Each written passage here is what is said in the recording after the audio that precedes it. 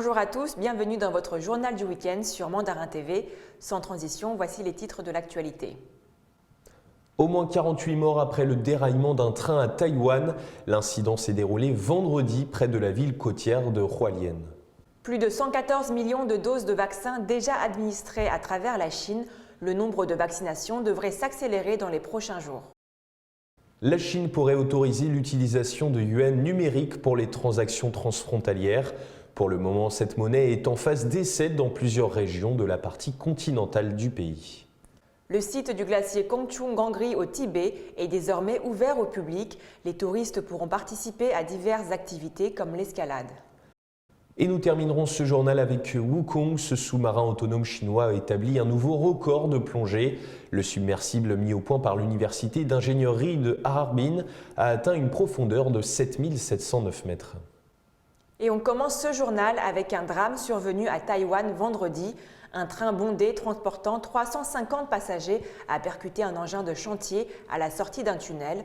Des dizaines de personnes sont actuellement hospitalisées. Les sauveteurs, eux, s'activent pour sortir les dernières personnes toujours bloquées. Un train transportant 480 passagers a déraillé vendredi 2 avril dans l'est de l'île de Taïwan dans un tunnel, causant au moins 51 morts, dont un Français selon les pompiers présents sur place. Selon la police, le train qui s'apprêtait à entrer dans le tunnel aurait heurté un véhicule de chantier ayant glissé d'un talus. Il y avait un engin de chantier qui n'a pas été garé correctement et a glissé jusqu'à la voie ferrée, a déclaré au journaliste Tsai Ding-Tien, responsable de la police du comté de Hualien. Des photos prises par des médias montrent l'arrière d'un camion à plateau jaune couché sur le côté à proximité du train. La présidente Tsai Ing-wen a demandé aux hôpitaux de se préparer à accueillir de nombreuses victimes. La priorité absolue est maintenant de secourir les personnes bloquées, a fait savoir son bureau dans un communiqué. Le centre de gestion des opérations de secours a précisé que les sauveteurs devaient intervenir à l'intérieur du tunnel où 4 wagons difficilement accessibles ont été fortement endommagés. Une courte vidéo du centre de gestion tournée à l'intérieur du tunnel montre des secouristes arrivant sur les lieux et une porte déformée par la violence du choc. De nombreux survivants sont sortis par les fenêtres et se sont réfugiés sur le toit du train. La chaîne UDN, dont une équipe était sur place à l'extérieur du tunnel, montre des images d'au moins 2 wagons n'ayant subi aucun dommage et des sauveteurs aidant les passagers à en sortir. Le train composé de 8 wagons reliait Taipei à la ville de Taitung au sud-est de l'île. L'accident s'est produit sur la ligne ferroviaire orientale de Taïwan vers 9h30, près de la ville côtière de Hualien. L'Agence nationale de lutte contre les incendies a fait état d'au moins 51 morts et 146 passagers ont été transportés à l'hôpital. Un Français figure parmi les personnes tuées. 2 Japonais et un résident de Macao ont également été recensés parmi les blessés. Nous vous en parlons depuis plusieurs semaines maintenant. La campagne de vaccination s'intensifie en Chine. Plus de 114 millions de doses de vaccins ont déjà été administrées à travers le pays.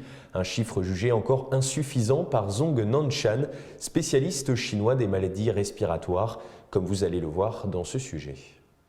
Plus de 114 millions de doses de vaccins ont été administrées à travers la Chine, mais les experts notent que c'est encore un nombre relativement faible étant donné la taille de la population chinoise.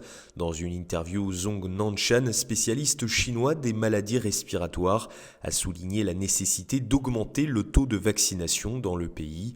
La situation de la Chine est différente de celle des autres pays. Bien que la Chine soit le 2e pays le plus vacciné au monde en termes de nombre total, les États-Unis se classant au premier rang, le pourcentage de vaccination de la Chine est encore très faible, à environ 4% pour le moment.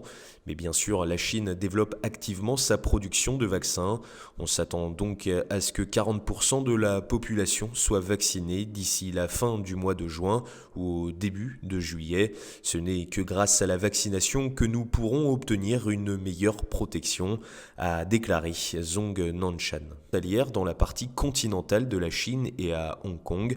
À ce jour, le yuan numérique est utilisé à titre d'essai dans plusieurs régions de la partie continentale de la Chine. Chine, ainsi que dans des cas de plus en plus nombreux et diversifiés, comme par exemple pour les futurs Jeux olympiques d'hiver. Les réactions des parties participantes au test ont été en majorité positives et actives. Par ailleurs, l'Institut des monnaies numériques de la Banque populaire chinoise, l'autorité monétaire de Hong Kong ainsi que les banques centrales thaïlandaises et émiraties ont lancé ensemble le 24 février un projet multilatéral d'études sur l'utilisation des monnaies numériques dans les transactions transfrontalières. Partons maintenant dans la région autonome du Tibet, dans le sud-ouest de la Chine, où les autorités ont annoncé l'ouverture au public du site du glacier Kungshung Gangri, également connu sous le nom de glacier numéro 1 de la vallée de Lhasa. Le site a été ouvert au public pour la première fois en 2019. L'occasion de participer à diverses activités de plein air comme l'escalade ou la baignade dans les eaux thermales. Les autorités du comté de Damchung dans la région autonome du Tibet au sud-ouest de la Chine ont annoncé que le site du glacier Kungshung Gangri est désormais ouvert au public. Le Kungshung Gangri est également connu sous le nom de glacier numéro 1 de la vallée de Lhasa et le glacier le plus proche de la capitale régionale Lhasa. Il faut au moins 3 heures de route pour aller de Lhasa à l'entrée du site, situé à environ 5500 mètres d'altitude. Le site a été ouvert au public pour la première fois en 2019. Les touristes peuvent participer à diverses activités de plein air, notamment l'observation des glaciers, l'escalade en montagne et sur glace, ou encore le bain dans les eaux thermales. Le prix d'un billet d'entrée est de 140 yuan, soit environ 23 $, mais les personnes d'origine tibétaine bénéficient d'une réduction et ne payent que 39 yuan.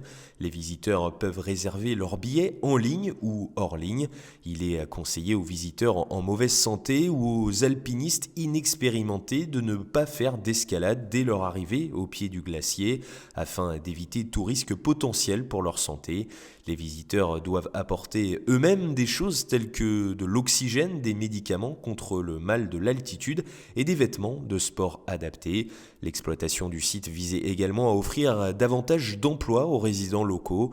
Jusqu'à présent, plus de 20 villageois ont été embauchés pour travailler comme agents de sécurité, vendeurs, cuisiniers ou encore guides de montagne. Et terminons ce journal en s'intéressant à un record, celui du sous-marin autonome chinois Wukong, mis au point par l'université d'ingénierie de Harbin.